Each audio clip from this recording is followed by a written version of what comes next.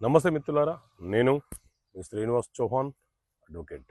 మిత్రులారా, check bounce case మధ్యలో కొట్టివేయబడుతుందా?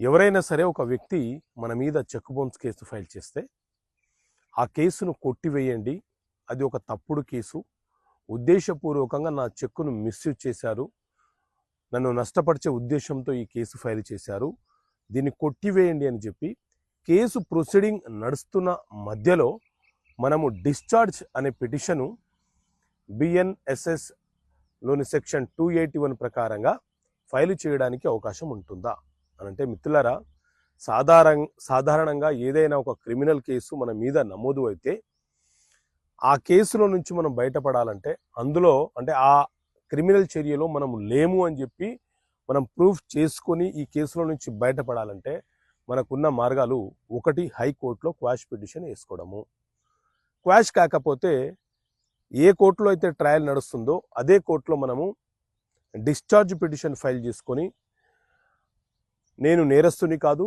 ఆ క్రిమినల్ చర్యలో నేను పాల్గొనలేదు అని చెప్పి మనకున్న ఎవిడెన్సెస్ ఏమైనా ఉంటే చెప్పుకొని ఆ కేసులో నుంచి బయటపడడానికి అవకాశాలు ఉంటాయి. అయితే చెక్ బౌన్స్ కేసు విషయంలో మాత్రం ఒకసారి మన మీద చెక్ బౌన్స్ కేసు నమోదవుతే మనకున్న మార్గము, ఒకటి హైకోర్టులో క్వాష్ పిటిషన్ వేసుకునే ప్రయత్నం చేయవచ్చు, రెండు అక్కడ క్వాష్ కాకపోతే ఇక్కడ మనము డిశ్చార్జ్ పిటిషను ఫైల్ చేయడానికి అవకాశం ఉండదు. ఒకవేళ డిశ్చార్జ్ పిటిషన్ ఫైల్ చేసినా న్యాయస్థానము ఆ పిటిషన్ని అలౌడ్ చేయదు. ఎందుకంటే ఎన్ఐ యాక్ట్ కేసులు అనేవి పూర్తిగా ప్రొసీడింగ్ని, ట్రయల్ని కంప్లీట్ చేయాల్సిందే.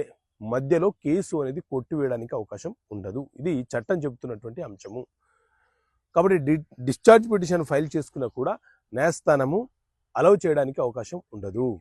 కాబట్టి కేసు పూర్తిగా ఆర్గ్యుమెంట్ అయిపోయిన తర్వాత జడ్జిమెంట్ వచ్చాక మాత్రమే కేసు యొక్క తుది తీర్పు మనకు తెలుస్తుంది తప్ప మధ్యలో కొట్టివేయడం అనేది జరగదు, కుదరదు.